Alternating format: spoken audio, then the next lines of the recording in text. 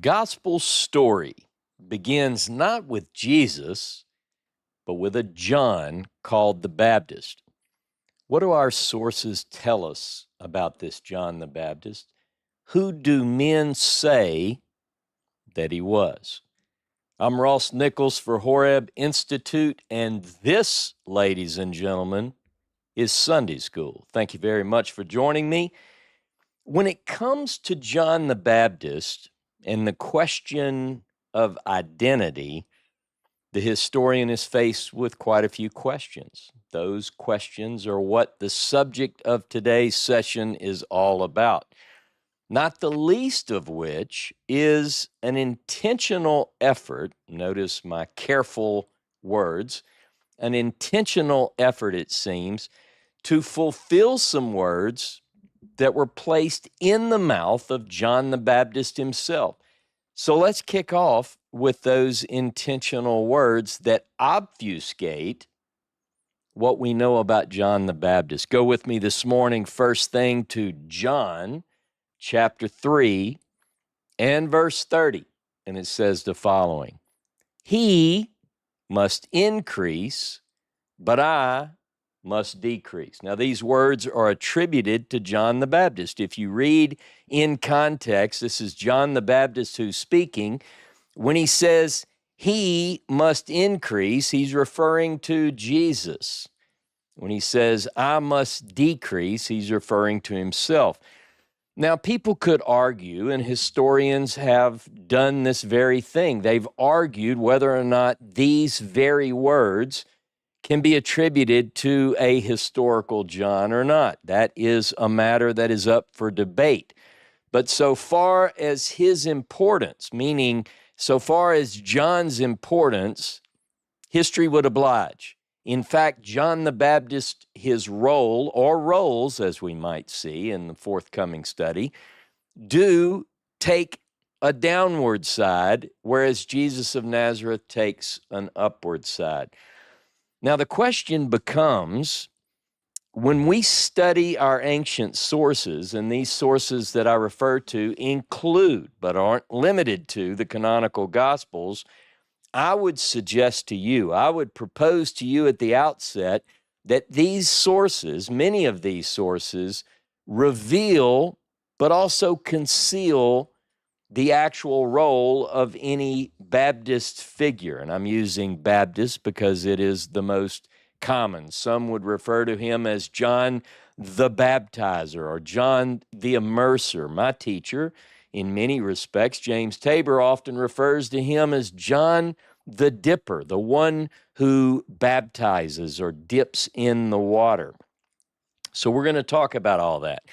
But part of the problem when it comes to the role and or roles of John the Baptist is a lack of appreciation or a lack of depth, a lack of understanding of what I would call, in a more broader sense, eschatological figures popular in the Second Temple period.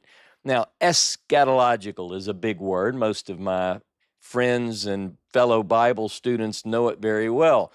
Eschatology is formed at its root by two Greek words, which together mean the study of last things, the study about last things. So when I talk about eschatological figures, I'm talking about different figures, and I'm saying this in the plural, that there's more than one of the last times. Now, most people, when they talk about eschatological figures, they kind of, especially in Christianity, but to some degree in Judaism as well as it developed, focus on one eschatological figure, and that is the Messiah, or as the Greek, as it's come to us through the Greek, would call this figure the one and only, the Messiah. The question becomes, is that oversimplified? And I would say it is. Some people have put all the eggs in one basket. They've put all of the prophecies about the end things into this one figure known as the Messiah. And then I would say this with as much humility as I can muster, that they then go about doing that act superficially. They don't even really dig into the subject of the Messiah with any real vigor or any real strength of study. Now, I've done quite a few studies on the subject of Messiah, and I can tell you that in the very near future in Sunday school, we're going to tackle the subject of the Messiah from the biblical perspective. Obviously, we'll bring in other sources, other ancient sources. What did the Dead Sea Scrolls say? What do the rabbinic writings say? Because you have to entertain these ideas going through the Second Temple period are certainly important as to our understanding. But get this, quite often people will say you have to understand the expectations at the time. Now, while I would agree with that, I would say this as a caveat. We have to know not only the expectations, but were the expectations right? In other words, you can expect something, but are you expecting the right thing, the right thing from a biblical perspective? So we'll have to get into that. But that is not the class that I'm sharing with you in this particular teaching. But I do need to start there. I do need to start with the idea of Messiah. And the reason that I have to start there is because I want to ask a simple question. Was John the Baptist the Messiah? Or maybe, if it makes you feel better, a little less nervous, I could say, was John the Baptist a Messiah? What did he say? What was the expectation? So this is where I'm going to get into expectation versus the reality based on what we know from our sources. So let's begin the question of whether or not John the Baptist was the Messiah or a Messiah. And for that, we need to go to the Gospel of Luke. Go to the Gospel of Luke, chapter 3 and verse 15. Luke 3:15, and it says the following. And as the people were in expectation, and all men reasoned in their hearts concerning John, whether haply he were the Christ. Again, the word Christ and the word Messiah mean the same thing. They're both rooted in the root word in the Hebrew, Mashach, or Mashiach. Many of you have heard the term Mashiach. It means the anointed one, the one who is anointed. So this passage in Luke chapter 3, verse 15 says that there are a couple of things. Says, number one, there is an expectation at the time. We're going to define that time, underscore it, underline it just momentarily. But at this time, according to the sacred historian, people are expecting and they're wondering in their hearts if John is the guy, if John is the Messiah. Now let's look at a couple of other texts. For this, we'll have to go to the Gospel of John. Go with me to John chapter 1 and verse 19 and 20. And then we're going to read another passage in chapter 3 after this. In John 1:19, and this is the witness of John. Get ready. According to the sacred historian, this is what John said. This is a witness of John when the Jews sent unto him from Jerusalem priests and Levites to ask him, who art thou? And he confessed and denied not, and he confessed, I am not, Ross Nichols, the Christ. So he answers the question that I posed. And a lot of people would say, well, there you have it. Close the book, put it down, set it aside. The answer to the question is right before us, right here in John chapter 1, verses 19 and 20. In the mouth of John, he says, I'm not the one you're looking for. Now, look with me at chapter 3, John 3, and this in verse 28. John 3:28 says the following. This is John again speaking, according to the historian who wrote this text. Ye yourselves bear me witness that I said, I am not the Christ, but I am sent before him. Now, that second part of that passage we're going to get to later. But at the present, we have at least two texts which say very clearly, put in the mouth of John, that he is not the Christ. He is not the Messiah. There's another passage you'll see on your screen in Acts chapter 13. It's a later record of the same basic account, that he says, I'm not the one. I'm here to prepare the way for the one. You can look that up in your own time. Now, if these were the only two sources, remember, in a historical quest, in an investigation of ancient sources, you have to consider some different views. Remember, all the way back when we started our first Sunday school class, one of the things that I shared is that according to Josephus, there are certain cautions we have to use when we approach text. Well, that's the case anytime, not just in the Second Temple period, particularly the end, but we always have to consider all of our sources. There is a counter-narrative. These two texts in the mouth of John say he's not the guy, but there's a counter-narrative that comes to us from what I would say is pretty interesting. These are attributed to one by the name of Clement of Rome. If you wanted to look this up, it's called the Clementine literature. The Clementine literature is available in two main recensions. We have what evidently are later versions, but the question that scholars have to ask is, do these two recensions, called the homilies and the recognitions, are they based on actual sources that can go back with any degree of certitude to an earlier time, to legitimate counter movement? And I would say that we're going to consider these very interesting and important at the present. We'll talk more about them in future classes. But in the recognitions, we read in Clementine recognitions, I have a couple of passages that begin in 1:54 through 60. So these are actually available for free online. You can look this up just as you see it written on the screen before you. Here it is. Yea, some even of the disciples of John, who seem to be great ones, have separated themselves from the people and proclaimed their own master as the Christ. So this particular document says that there's a group of people who've pulled away, seem to be in leadership positions, and they actually proclaim that John is the Messiah, right? This is their leader, John. Now, here's another passage from the Clementine recognitions.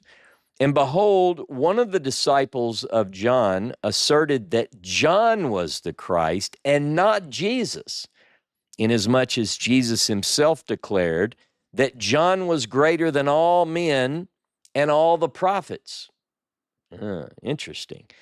If then, said he, being greater than all, he must be held to be greater than Moses and than Jesus himself.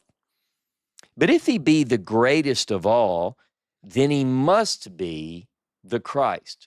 So this passage, or I should say these passages, present a movement at the time which heralded John the Baptist to be the greatest of all. And what is interesting about this is it attributes the statement, the argument that John would be the Messiah, to something that Jesus said. Now, this is where I believe it gets really interesting, and it should captivate our imagination, if not just but for a moment.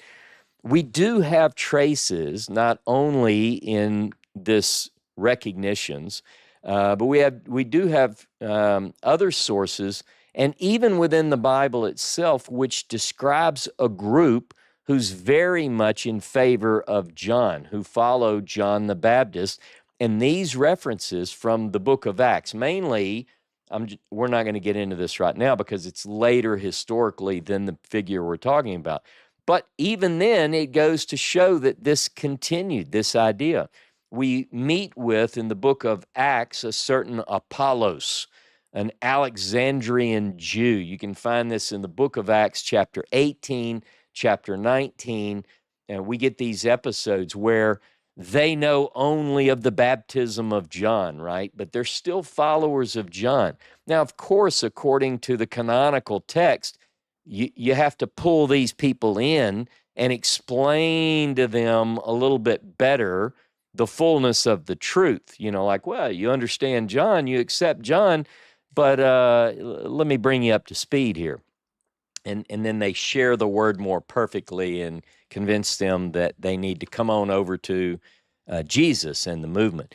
We also get a group, just so you know, we get a group known as the Mandeans. Interesting study. It's not part of today's class, but it's an interesting study that these Mandeans, it's a small religious group associated with a region in what we would call Mesopotamia, Iran, Iraq, and they're still active today. It's a group whose main ritual is, you might guess it, ready? Ritual immersion in water. So who are the Mandeans? What did they believe? What do they teach to this day? Interesting, outside the scope, but this baptism and immersion is the inaugural point, if you'll bear with me, if you have the faith to keep with me on this baptism, this immersion, ritual immersion in water, inaugurates the whole gospel narrative. Like, you have to begin here. And by the way, this, at least as far as my rough outline of the series that I'm in, is going to be my focus in the next class, or very, very soon, this idea of baptism, ritual immersion, these movements, and what does it mean, really? How does the gospel begin, and how does that connect with this idea of ritual immersion? So here, just to recap where we are thus far in what I've covered. In Luke chapter 3 and verse 15, we're presented with this great expectation on the ground, right? People are wondering, they're looking for the Messiah.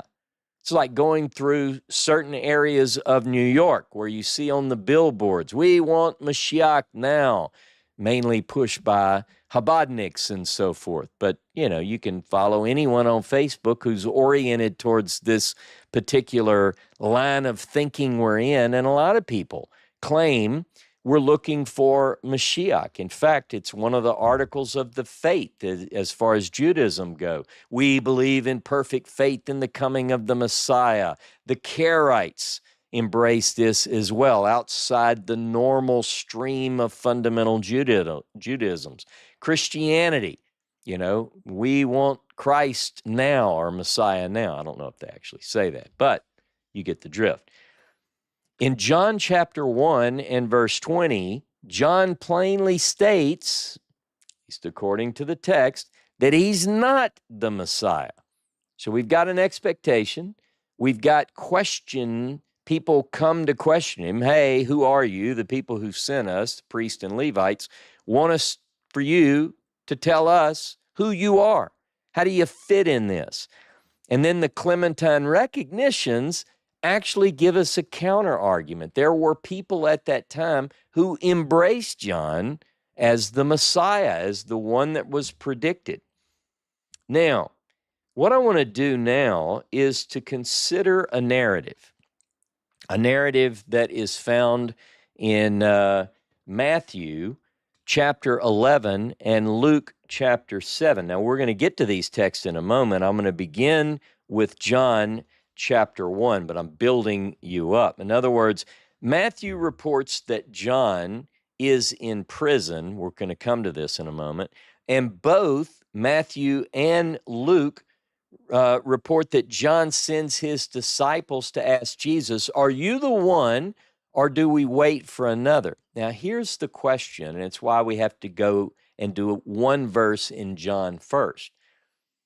We get the story. If we read the canonical Gospels the way they're laid out, Matthew, Mark, Luke, and John, if we read them in order, as most of us have done at least one point in our life, we come away with this idea that that Jesus and John knew each other. They're cousins, right? I had a house full of cousins last night. They know each other. They probably grew up together. They ran into each other at festivals and so forth. But we also get sort of a different version that sneaks through every once in a while when we read through our gospel narratives. And one such passage is in John chapter 1, verse 31. In John chapter 1, verse 31, I just want you to have this in your notes. This is at the baptism in the narrative in John's gospel. And he, referring to Jesus, says, I knew him not, but that he should be made manifest to Israel. For this cause came I baptizing in water.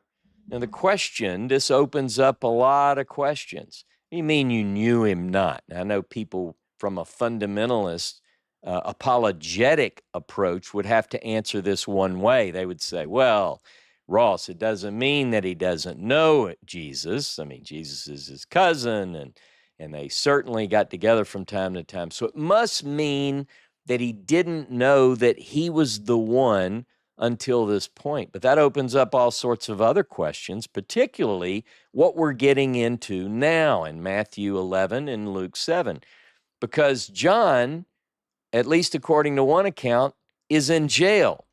And he sends a word through his disciples, and he asks the question, are you the one, or is it someone else that we're looking for? So let's look at that in the text before us. Let's go to Matthew chapter 11, and I'm going to read verse 11, because this sets up for what we know about Matthew and Luke's view of this particular prophet figure, okay? Matthew 11:11, I'm going to read the first part of this. Verily I say unto you, among them that are born of women, there is not arisen a greater than John the Baptist. Now, hold that. I'm not going to read the rest of it. I'm going to go to Luke chapter 7.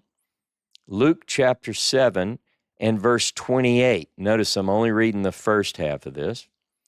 I say unto you, among them that are born of women, there is none greater than John. So these are basically the same. There's slight differences between them. Matthew's version, according to the ASV, there's not arisen, whereas Luke says there is none. Right? A little bit different language. Matthew calls this person John the Baptist. Luke doesn't include the phrase Baptist. But both of these claim among those born of women, John's the greatest.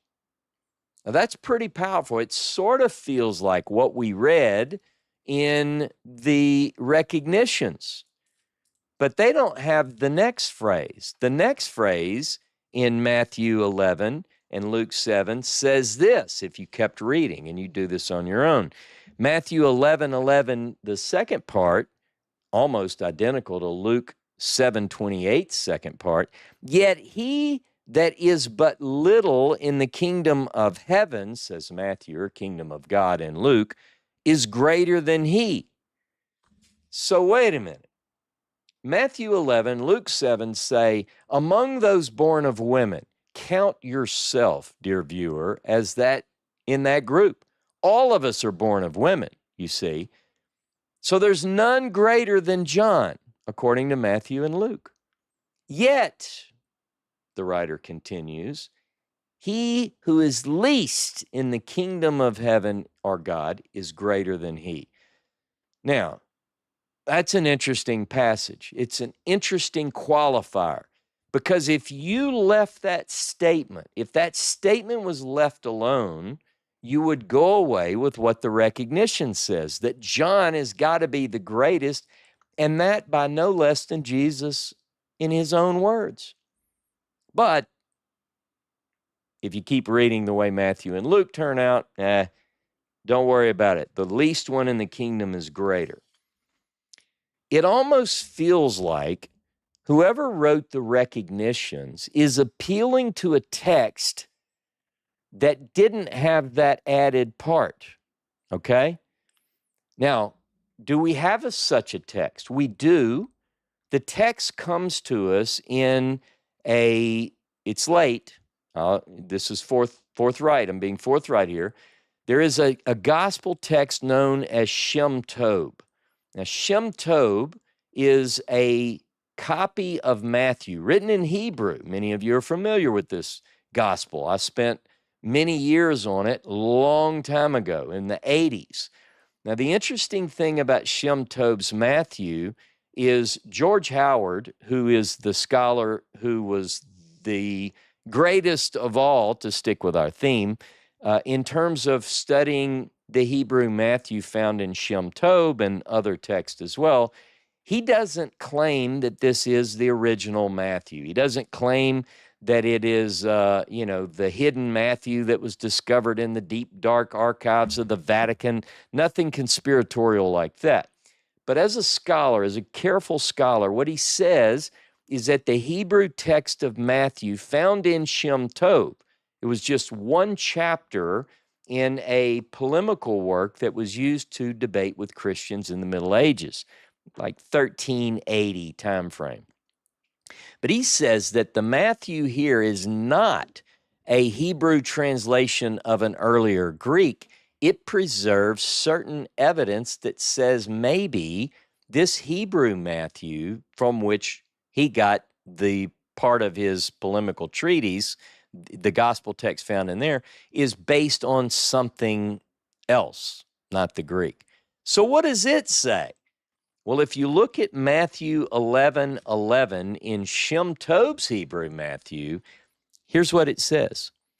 Again, Jesus said to his disciples, truly I say unto you, among all those born of women, none has arisen greater than John the Baptizer. Full stop.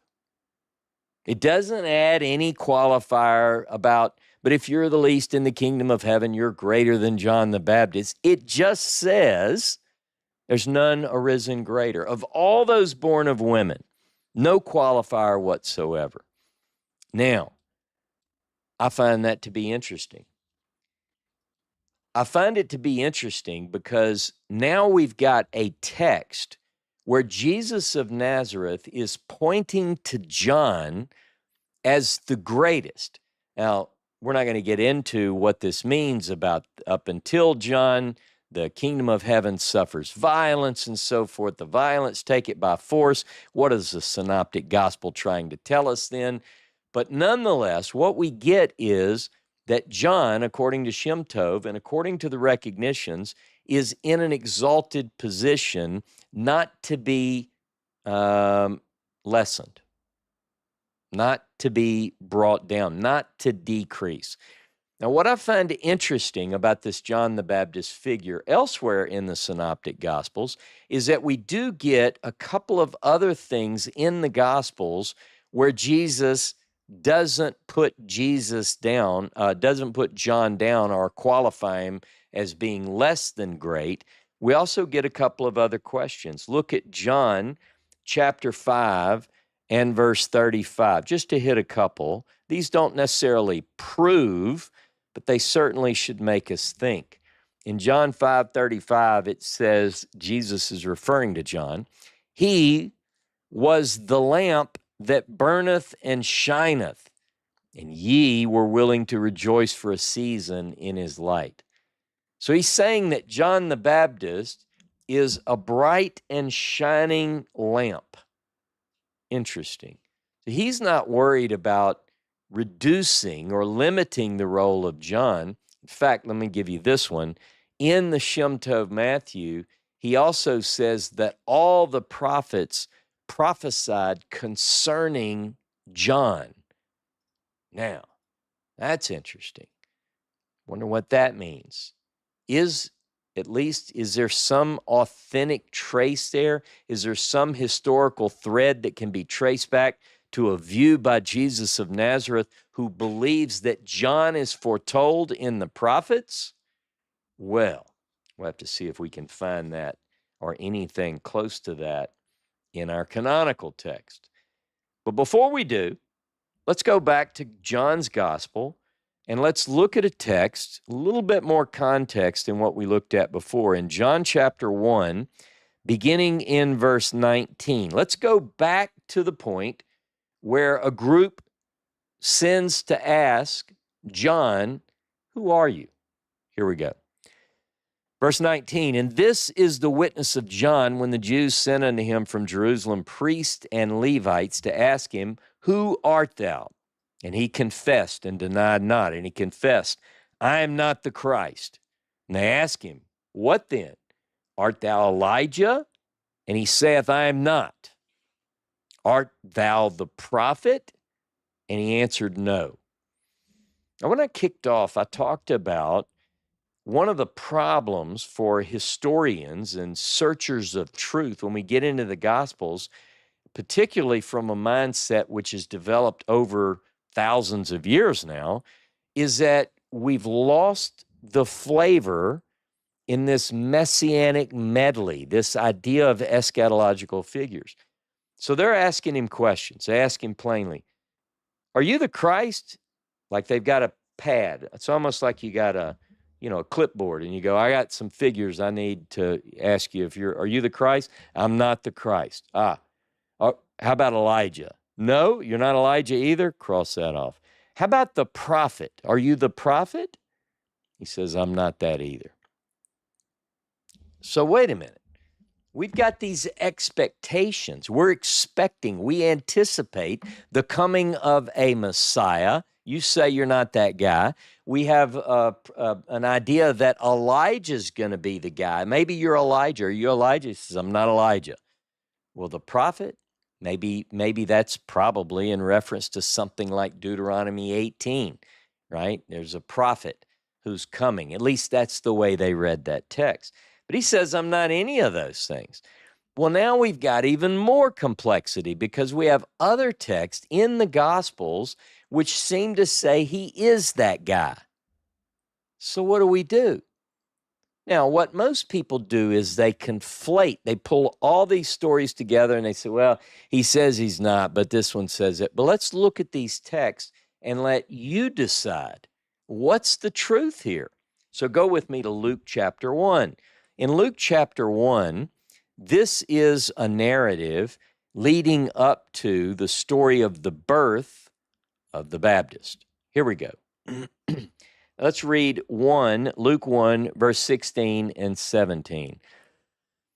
Now this is a prophecy, if you will, allegedly, right? It's written into the text as a prophecy. "And many of the children of Israel shall he turn unto the Lord their God, and he shall go before his face in the spirit and power of Elijah, to turn the hearts of the fathers to the children and the disobedient, to walk in the wisdom of the just, to make ready for the Lord a people prepared for him."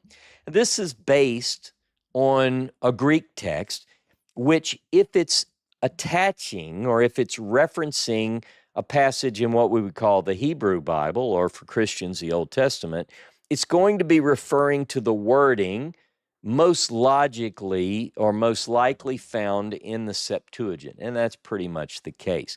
It's rewording a couple of prophetic passages. So it's making reference to Malachi, the end of Malachi, where it talks about the coming of Elijah before the great and terrible coming, the day of the Lord, right? It says, "I'll send Elijah, and he's going to turn the hearts of the fathers to the sons, sons of the fathers, lest I smite the earth with a devotion to destruction." Some translations read curse. And the other, if you notice how the other ends, the other passage says that he's going to be preparing the way.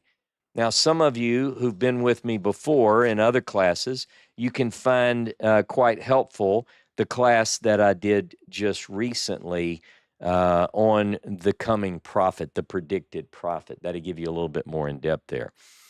But the idea is here that John will be going forth in the spirit and power of Elijah.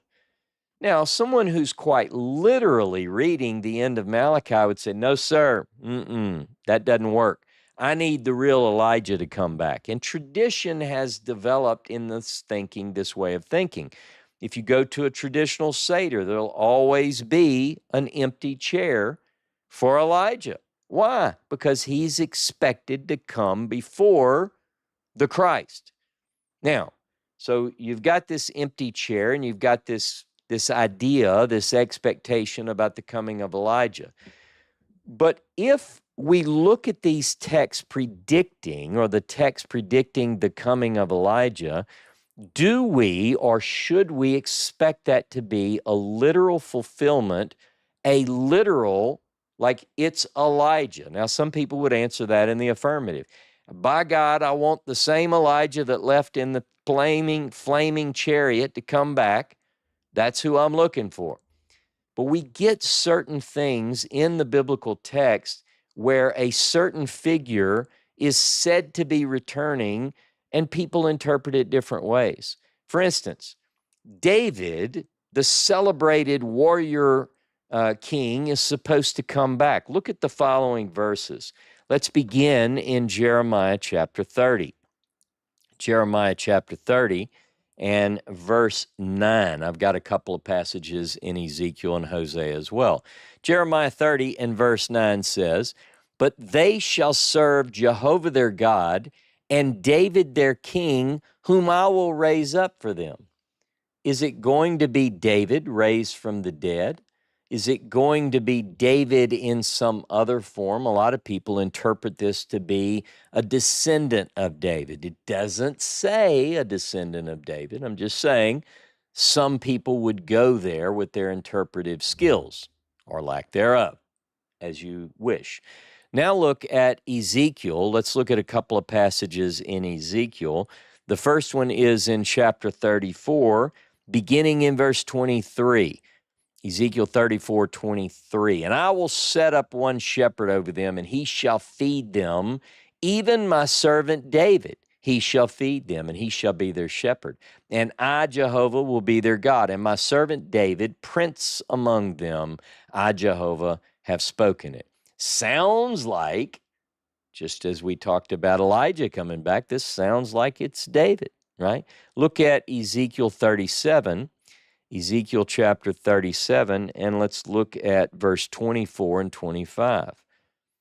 "And my servant David shall be king over them, and they shall all have one shepherd, and they shall also walk in mine ordinances, observe my statutes, and do them, and they shall dwell in the land that I have given unto Jacob my servant, wherein your fathers dwelt, and they shall dwell therein, they and their children and their children's children forever, and David my servant shall be their prince forever." One last text, Hosea.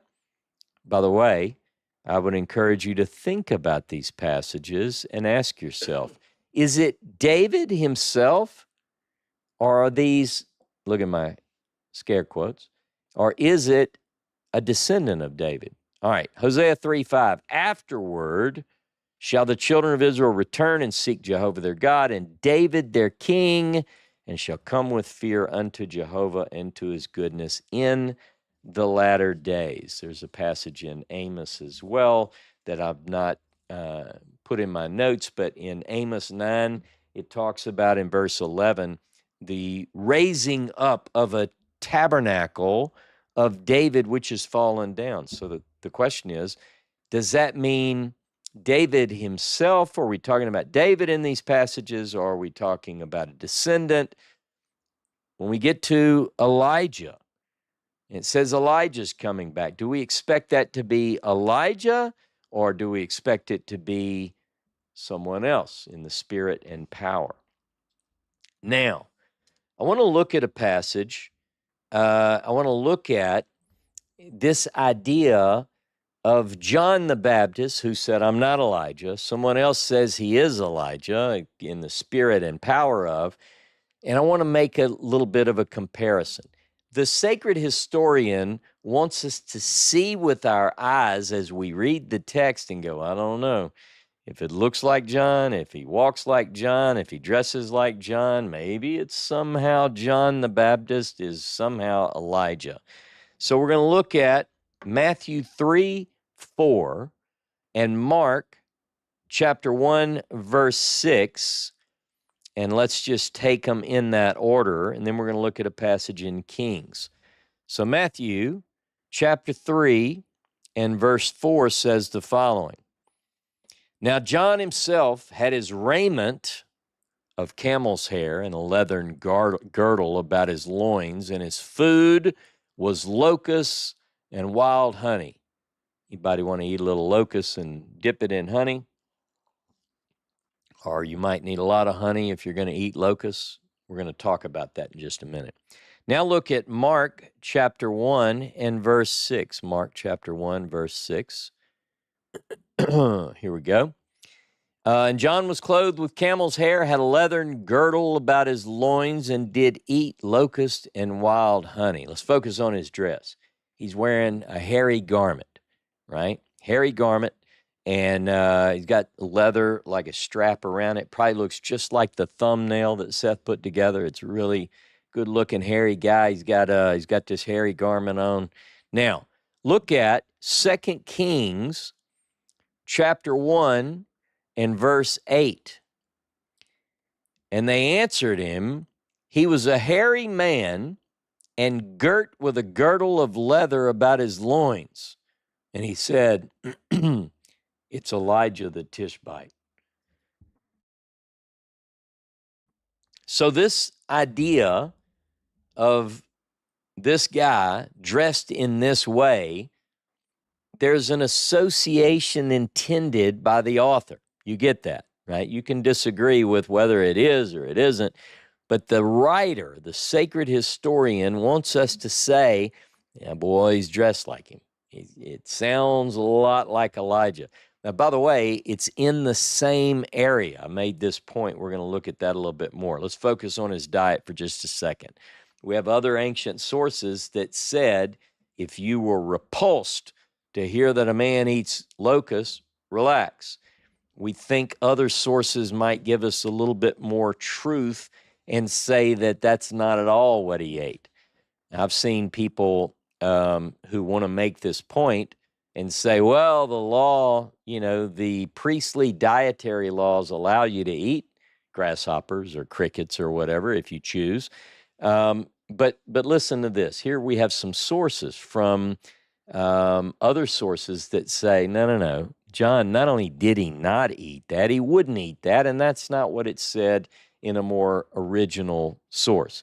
So Epiphanius, for instance, in one of his works, says that it didn't say locust, according to the Gospel of the Hebrews, this Hebraic thread, but it said that he ate carob pods, because the Greek word there is very similar to locust. So the slip of a pen, and next thing you know, John's eating locusts with honey. But actually what it said is the carob, because the carob is very, very prevalent in this region. In fact, if you go to Israel with me, you can look at our webpage, rossknichols.com, and I have a tour page now. And you can go and check out the tours that I'm doing in 2026. You can book your ticket now. I'll bring you, and you can eat some carob with me. Wouldn't that be nice? In fact, to this day, the carob is referred to as St. John's bread. Here's another one for you, for your notes. Slavonic Josephus says that John ate roots and fruits of the tree. The Gospel of the Ebionites, according to sources not friendly to the Ebionites, said that John ate cakes of honey. You see, the words there are very close. It could easily be misconstrued to say locusts, where he probably did not eat locusts. He ate something readily available if he's out in the wilderness, and that is what we get in some of these other sources. Now, there are other comparisons that one could make between John the Baptist and Elijah. These are at least intended to be made. The sacred historian wants you to go, well, it certainly sounds like John. He's dressed like the guy. He's in the same area as the guy. You can ask yourself, did he fulfill the role? Did he go before what is predicted to be gone before to announce the way of someone else? All those things we have to ask. Here are a couple of points. As Elijah confronts the ruler in the north, right? Ahab and the wicked Jezebel. Jezebel gets a bad rap, and she should. But Ahab is a weak man, so he should get a bad rap as well. All weak men should get a bad rap, especially if they take the steering from a woman like Jezebel. But we get this story, Ahab and Jezebel in the north, right? Look at 1 Kings 17 through chapter 21, where Ahab is in a battle with Elijah. He calls Elijah, I love this, you troubler of Israel, which Elijah spins around on him. He said, me? Paraphrasing. I'm the troubler of Israel. That's you. So anyway, you can read that, but he's battling a ruler in the north. We get the same thing hinted at in the Gospels, but most people reading the Gospels, or a lot of people reading the Gospels, aren't familiar with the connecting between the stories of Elijah and John.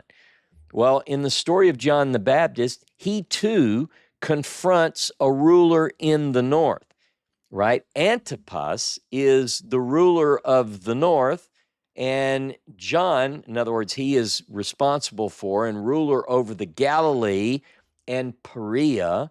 So what we have is we have both of these guys standing and confronting a religious, political leader, I should say, who is leading people down a bad path. Now, I want to make another connection that I hinted at in a previous video, and that is associated with the story of the Transfiguration. The sacred writers, the sacred historians who wrote the gospel text, they know something, and they want you to know it. They assume that you know it, and I'm going to share that with you today, at least as I understand it. And the story is about the Transfiguration that's recorded in Matthew 17 and Mark chapter 9. Moses and Elijah. Moses and Elijah are seen with Jesus. Jesus has his disciples with him, and they go to a faraway mountain, a high mountain. Now, a lot of people will associate the high mountain with a mountain in the northern Galilee. Various people, some have said, well, it might be Mount Hermon. It's somewhere in that region, because in the previous chapter, in Matthew's case, they're at a place called Caesarea Philippi. All right, so you go, well, they're at this mountain, and what mountain is it? Well, it's probably Mount Hermon. Mount Hermon is a high mountain. It's in the region. Or you might think of another mountain. Various people have put different ones. I want you to consider this, because after being in Caesarea Philippi, it's several days later. They've got time to walk a good distance. And I think it's interesting for our story if we put them, maybe, just as a hypothesis, let's say, on another mountain. Now, I got this idea from a friend of mine, an author, a scholar, you may know, a researcher named Daniel Wright. Now, in his book, and by the way, the link is in the description below, it's called The Redemption Corridor, subtitle, Understanding Sacred Topography in the Holy Land, the Pattern of Yod-Heh-Vav-Heh, and the Way of the Messiah. It's from a Christian perspective, but he's got all sorts of interesting ideas about this certain corridor. So whether you're a Christian or not, interesting theories. I talk to Daniel every week. One of those theories is that the high mountain, and I don't know that anyone else has said this, maybe they have, is Mount Nebo. Mount Nebo. Now, the reason I think this is interesting is because Moses and Elijah are last seen, both of them, in this region. So, I find this to be interesting. Look with me. Let's read the text. You consider that on your own. Let's go with Matthew 17 first. Matthew 17. Let's read verse 10 through 13. Matthew 17, 10 through 13. And his disciples asked him, saying, Why then say the scribes that Elijah must come first?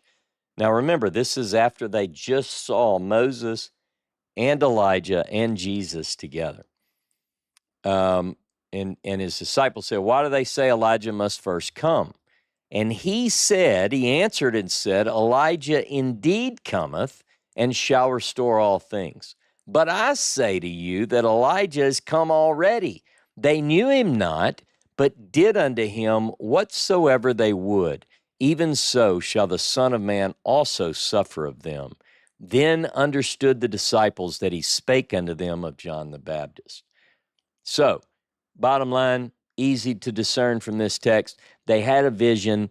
According to the text, they had a vision. They're on a high mountain. They see the three of them together. They ask the question, hey, wait a minute. Speaking of Elijah, why do the scribes say he's got to come first? He says they did. He did come first, and they did whatever they wanted to him. And then they said, he's talking about John. That's what the sacred historian wants us to read. Now look with me at Mark 9. In Mark 9, beginning in verse 11, and we're going to read through 13. Same narrative. Let's see. Let me make sure I need Mark 9, 11. And they ask him, saying, How is it that the scribes say that Elijah must first come? And he said unto them, Elijah indeed cometh first, and restoreth all things. And how is it written of the Son of Man, that he should suffer many things and be set at naught? But I say unto you that Elijah is come, and they have also done unto him whatsoever they would, even as it is written of him. Even as it is written of him. So Mark's version, now Matthew's version often says this was to fulfill, but Matthew's really particular about how the prophecies are fulfilled. It's Jesus that fulfills the prophecies. Mark has something that I don't think Matthew is very forthcoming with saying that others fulfill prophecies, not for Matthew. Mark says this, though, and it's in the mouth of Jesus, that not only did Elijah come as John the Baptist, but they did to him whatever they wanted to, in fact, as it was written of him. It's in the context of suffering. So I would ask the question, are you telling me then that this text has Jesus predicting that the demise of John the Baptist, he's murdered? You telling me that Jesus here, according to Mark, is saying that that's predicted in the prophets? I guess we'll have to come back to that. We might have to ask that question and say, what prophecy is talking about the death of John the Baptist? At least according to the sacred historian that gave us Mark. But let's go back to John. And this is after John has told us what he isn't. He said, I'm not the Christ. I'm not the prophet. I'm not, he's all about what he's not. What does he say he is? So we go to John, we go to chapter 1 and verse 23. John 1:23 says the following. He said, I am the voice of one crying in the wilderness, make straight the way of the Lord, as said Isaiah the prophet. Now, at least according to John, that's who he says, or at least according to the sacred historian that gave us John. Now, you can argue who the author is, but nonetheless, John's gospel has John the Baptist saying, I'm the guy, I'm the voice that was described in Isaiah the prophet. All right. So now we're focused on the voice from Isaiah 40. And I want you to look with me at Matthew 3, verse 3. We're going to read Matthew 3:3.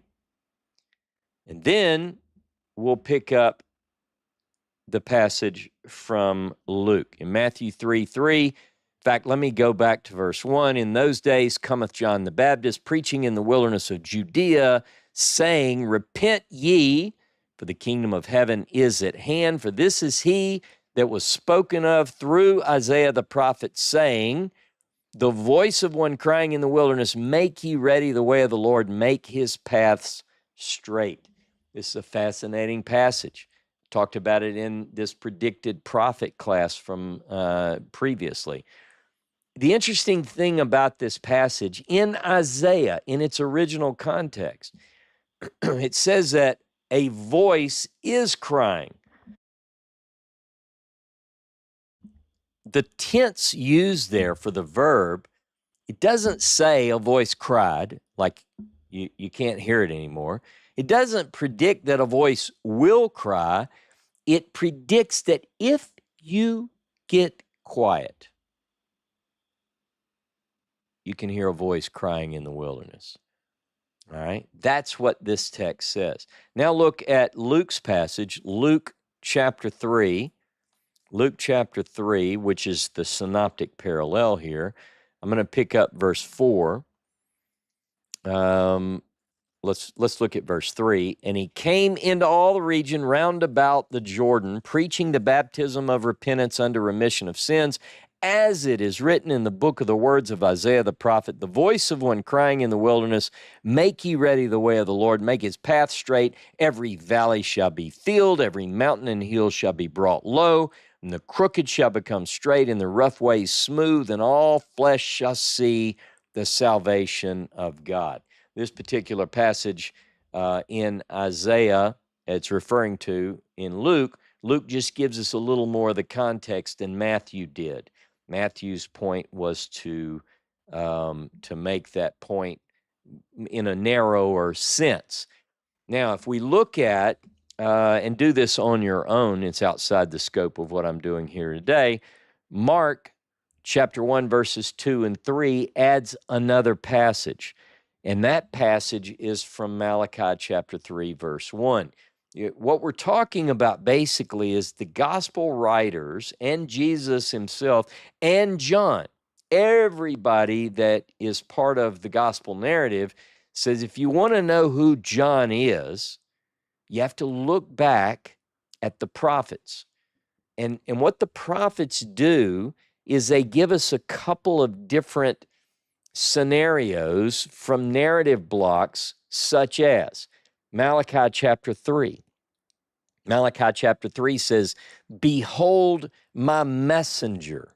So we have to study who is the messenger. Who is the messenger that's described in Malachi chapter 3? And by the way, remember, messenger, my messenger, in Hebrew is malaki or Malachi. So some have argued, and I would embrace this position, that Malachi is not a prophet's name. The book of Malachi is talking about my messenger. That's the question. Who is the messenger? What does he do? And then it ends with the prediction that Eliah is coming back. Is Elijah the messenger? Is the messenger that goes before another figure, is that Elijah? Those are the questions. Those are the things that the complexity brings forth when you study the Hebrew prophets. Again, my predicted prophet class talks about a little bit of this. Now let's look at Luke chapter 3. Luke chapter 3, verses 1 through 6. Now, in the 15th year of the reign of Tiberius Caesar, Pontius Pilate being governor of Judea, and Herod being tetrarch of Galilee, and his brother Philip, tetrarch of the region Iturea and Trachonitis, and Lysanias, tetrarch of Abilene, In the high priesthood of Annas and Caiaphas, the word of God came unto John the son of Zacharias in the wilderness. And he came into all the region round about the Jordan, preaching the baptism of repentance unto remission of sins, as it is written in the book of the words of Isaiah the prophet, the voice of one crying in the wilderness, make ye ready the path. Now, this is what we just read. The idea that I want to convey is that this calling or this going forth, according to the sacred historians of our gospel narratives, of John the Baptist is situated in the year 2829 AD, or of the Common Era, right?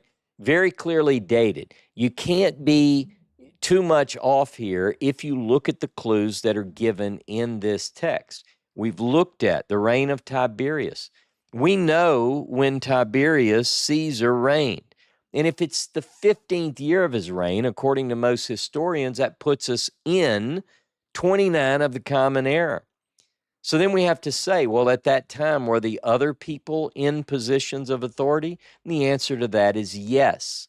Even if someone questions and says, wait a minute, Caiaphas is high priest, but Annas' term is already over. Yeah, well, that's until you learn that Annas is still working behind the scenes, almost like a mafia boss.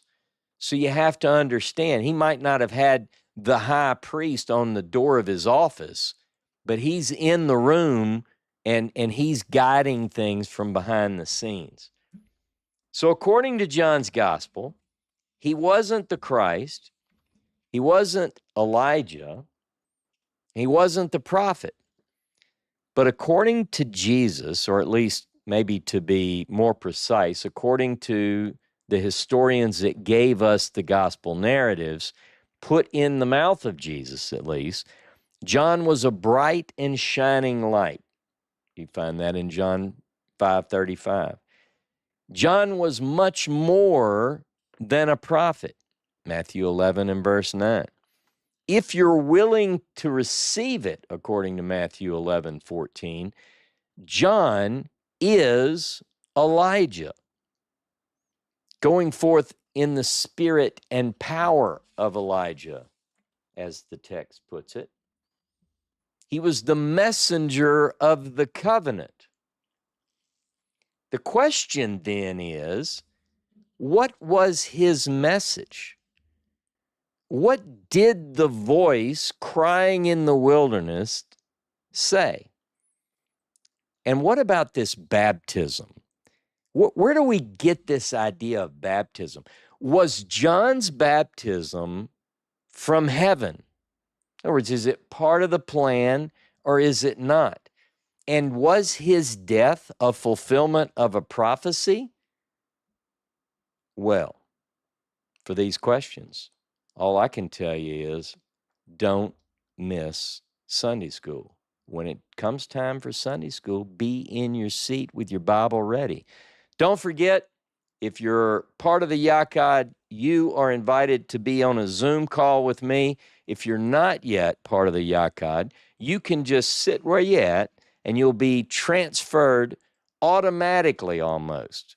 If you're not, there's a link in the description of this video to watch part of, say 30 minutes of that video, but we want to spend extra time with our Zoom audience because those are the people who make it available for us to do all that we do free of charge with not even commercials on YouTube. That's pretty rare. So have a beautiful day. Thank you for joining us, and I look forward to talking to some of you in the Zoom call.